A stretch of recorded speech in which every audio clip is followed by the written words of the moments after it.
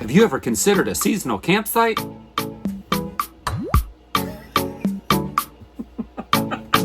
watch. Oh, is that what I'm supposed to do?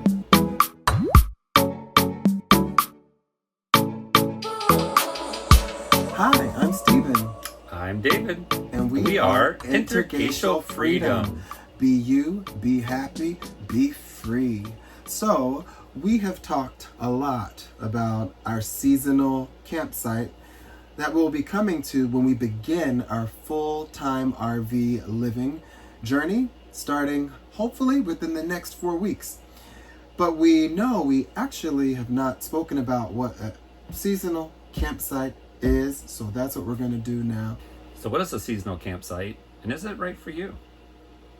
A seasonal campsite is, by what I found on Google, renting a long-term space at a campground and leaving your RV there even when you aren't using it.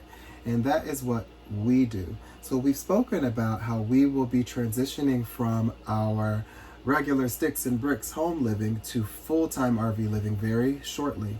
And actually, we'll be at a seasonal campsite for, I think, a few months, maybe until September is when we plan to upgrade and then actually travel, hitting all the fun places that you've been hitting without us. So why are we at a seasonal campsite? We've been coming to the same campground for roughly 3 years, give or take. And there are, in the Northeast anyway, there are almost all the campgrounds in the Northeast are seasonal, obviously, because of the winter and the snow. So if there's an option to do so, campers can rent a site usually from May 1st-ish through the end of October. And that's the general camping season for the Northeast in the U.S. And then some of those campgrounds offer only stays for the week, for the month, a 2-month period. And then other campgrounds also have what they call permanent sites or seasonal sites. Perms really aren't generally allowed, so that terminology has kind of faded away in the Northeast, but seasonal is what has kind of taken over.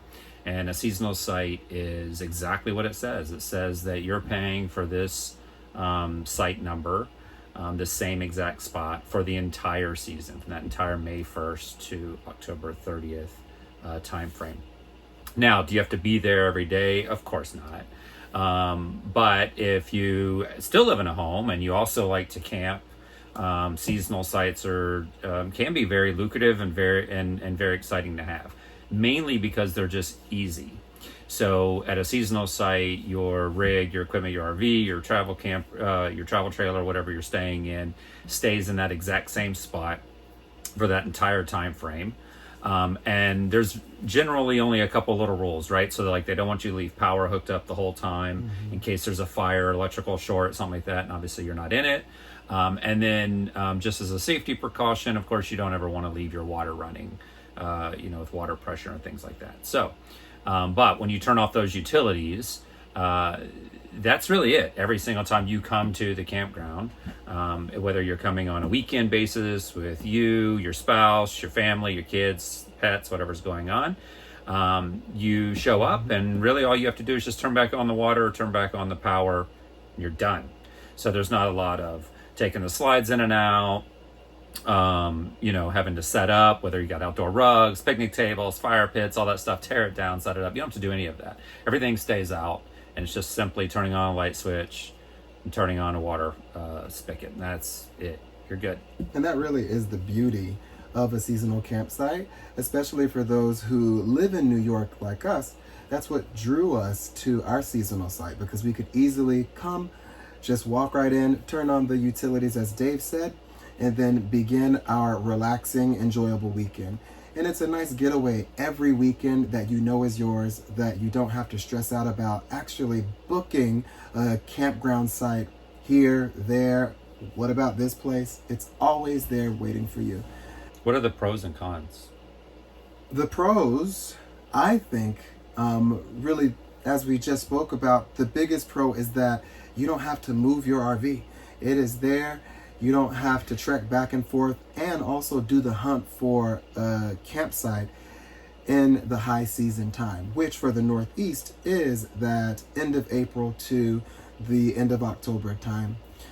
I think another pro really is the community that you build with the people who you will continue to see who are also seasonal at the campground that you're staying at. Community is so huge, and you continue to see the same people, so inevitably you're going to start talking to them, learning about their lives, having campfire chats about deep secrets, and then they really become family. And that is a great part, I think, about having a seasonal campsite for sure. Yeah, I agree 100%. The community is really big. I think too, the another pro besides just I'll say the laziness, if you will, of the setup and teardown process. And we have this obviously the great community piece. It's also just a little bit of having your own little territory, right? So most campgrounds allow you, well, first off, there's no permanent structures allowed to be built. So you can't set foundations and go down into the ground or something, right? But you can kind of decorate it and landscape it the way that you want to do it.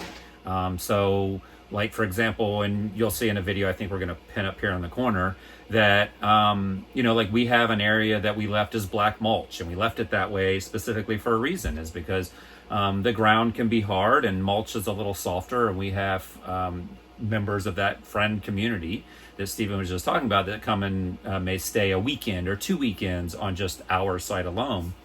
And they stay in tents. So the tent has a nice soft spot that it can be, set up where when they're walking around the tent, their feet aren't walking on hard, sharp rocks or wet mud underneath, things of that nature.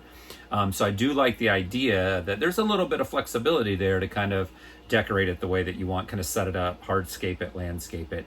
And I'm sure, as you'll see in videos that we'll post in the future, and then videos that other RV and camping enthusiasts on YouTube have of their seasonal setups, you can see some of these get really elaborate. Some of these people spend 5 times the amount of money that they spend on the site just in their hardscape landscape setup, which is kind of nice too. So I think that's a good pro as well. For sure. So obviously, since it's your seasonal campsite, you have to set it up, you have to maintain it, and keep the grounds orderly. So, Dave, what are some things you need to do to keep it maintained on the outside? So we're responsible for mowing the grass or keeping the grass trimmed. This particular campground that our seasonal site is at, we're actually in like a new expansion area. So there's usually generally a long waiting list to get on these seasonal sites at almost all of them. But it is good to get your name on that list of whichever campground you choose. Because they kind of are a lucrative experience anyway in their own right. But we are responsible for the ground, so we have to pay for our out of our own labor and money. We have to weed eat the grass, keep it trimmed. They did supply 2 or 3 trees, which are really nice. I keep them watered, fertilized. They continue to grow. Our power utility bill is included in our rental price, which we'll get to in a minute. And but we do have to pay for our internet. So whether that's through Starlink, whether it's through a local internet provider like we're using right now, there's a couple things that we have to do on our own. But for the most part, outside of that trimming the grass area, which is fine, little battery weed eater, it takes 15 minutes, not the end of the world. And then most of the work just happens at the beginning of the season, at the end of the season. So there's a big setup of waking up the unit, airing it out, cleaning it out, which you'll see in some of these video clips I think Steven's going to share with you, washing it, getting all the watermarks and put a nice old wax coat on it. And I can kind of go through some of the steps and products I use that I have found work really, really well for us. In addition to that, there's the actual, like I said, the original step, setting up the mulch, setting up the fire pit, setting up the rocks, getting all your exterior lights out, of storage, And once all that's set, then we're kind of good for the entire season. I just have to, like I said, keep the grass at a level that's acceptable. And then the other set of work will come in at the end of the season when we tear it all down and close up shop. Yeah. So how much is a seasonal site? It seems to be a fairly common question, I would imagine, for most people. They work in different, I'm not going to assume to believe that all campgrounds work the same, but understand that for a campground to turn a site from a rental site to a seasonal site, it needs to be lucrative for them as well, right? They need to be making more money off of you than what they're going to make off of the common renter. Most campgrounds, at least in the Northeast anyway, and most, especially LGBTQ plus campgrounds, they're very heavily populated on the weekends. So Friday, Saturday, Sunday, they're booked. It's busy. There's themed events. It's a party. They're packed to the gills, right? That's what most LGBTQ plus campgrounds are in the Northeast anyway.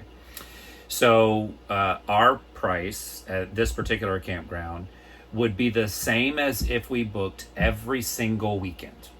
So we pay $4,900 and I think it's like $75 for the entire season, and that would be the exact same amount of money as if we booked this site for every single weekend that the campground was open from May to the end of October.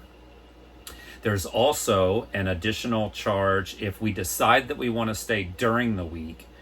You get a discounted rate. So if we're going to stay Monday through Thursday, we would only have to pay $25, which is well over half off what it costs to stay at this campground on a weekend day rate. And then, or you can do, and that's if you're doing kind of a la carte. If you just say, hey, we plan on being there for the entire season, weekends and weekdays, this particular campground charges $650 per person for those entire weekday times as well. So if you were to go all in and stay from May 1st to the end of October, it would be roughly $6,000 for the entire event. Now, we also pay, because it's campground, in the Northeast when they're closed, most campgrounds offer storage for RVs, which can also be a good lucrative deal versus a storage facility. Now there are pros and cons to that. If you leave your unit stored here, obviously the campground closes at the end of October. You can't access your unit until May when they reopen. So if you need your rig for anything, whether it's a Class A, Class C, camper trailer, fifth wheel, doesn't matter. If you need it, you can't get it. So you're paying for storage for the entire winter. However, they do have usually one employee whose job it is to be security the entire year. So that employee lives here at the campground the entire year, but they're also getting compensated, right? So there's a storage fee associated with the unit for the entire off season. This campground that we stay at has roughly about 100 to 150, maybe 175 RVs that are stored throughout the entire year, and we pay $300. It's $15 a week, which is incredibly low, by the way. At $60 a month, put it in comparison, the nearest storage facility that we're using right now during our move, which is 45 minutes from here, is about $275 to $300 a month, and the closer you get to New York City, it's as high as $550 and $600 a month. So $15 a week is incredibly cheap for us.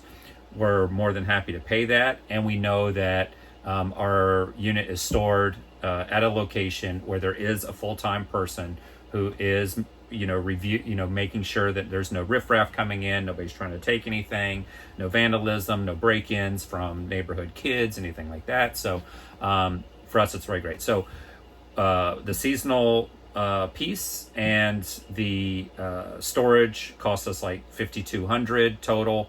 And then we don't generally stay here. This season's going to be a little different because of the sale of the house. But in years prior, we haven't stayed here the entire time during the weekdays. So we just do it a la carte. The once, twice, 3 times that we do it, we'll just pay the $25 a day. But this year we may look into doing something a little different, just because Depending on when the closing of the house is, we might be here for about 2 months straight. So there may be a little change on how we book it this particular year, but that's not the norm. So how do you choose which campground to purchase a seasonal site?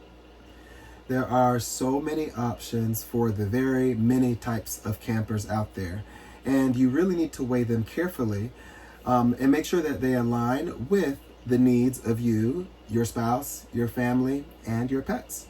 So where we stay seasonally, it worked out perfect for us, and it is an LGBTQIA plus campground. Open to all, come on, come all, be you, be happy, be free.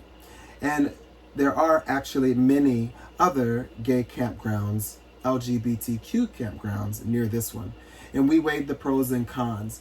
And this particular campground had many pros that aligned with what we needed on a weekend basis and when we're living here, a day-to-day basis. There are laundry facilities, which is very important to us because we do not have a washer or dryer in our unit. There is a general store that has many things that you can go and grab if you are in need or in a quick pinch. There is a restaurant which has pretty good food. So if you're not wanting to cook at your site one night and you just want to go and get a nice dinner, you can go to the restaurant. There are, of course, the other amenities that you will usually see, like bathhouses. There is a wonderful pool, which is so great. A huge 10-person hot tub now, which they've done a renovation on.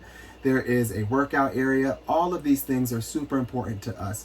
And we would say that whenever trying to choose the seasonal campsite for you and your family or your spouse, make sure that you are really fine-tuned combing. Fine-tooth? Combing exactly what you and your family need. Yeah. This campground even, because we don't have dogs, but like there's even a huge dog play park area here and stuff. It's like literally they call the road Bark Avenue. Yeah. So amenities. Don't always just look at price, because there's some that may be cheaper and you're going to hate them. And there may be some that are even more expensive that don't have those same offerings and that you're going to not like either. And then you're going to really regret your purchase, and then you're not going to recommend seasonal sites to anybody. But I think that would probably be like the last question is, would we recommend for other people if they have the opportunity to purchase one? I think so. It depends on the lifestyle that you're living. I will definitely say if you are in a city and you like the outdoors but are not always able to get to an outdoor space, finding a campground near you that does have seasonal sites available would be awesome, because it gets you outdoors every weekend if you would like to at a pretty good rate. And like Dave was saying earlier, if you want to extend that time through the week, if you work remotely, you can go work from a lovely outdoor space that is actually yours because you pay for it seasonally. I think it's really a best bet for anyone who loves outdoors and is specifically in a city. If you like this video, please like, subscribe, comment, hit the notification bell. Not necessarily in that order. Subscribe first, that's most important. Then like, then comment, then share. And we'll see you again soon for another video, my friends. Thank you. Bye, everyone. Bye.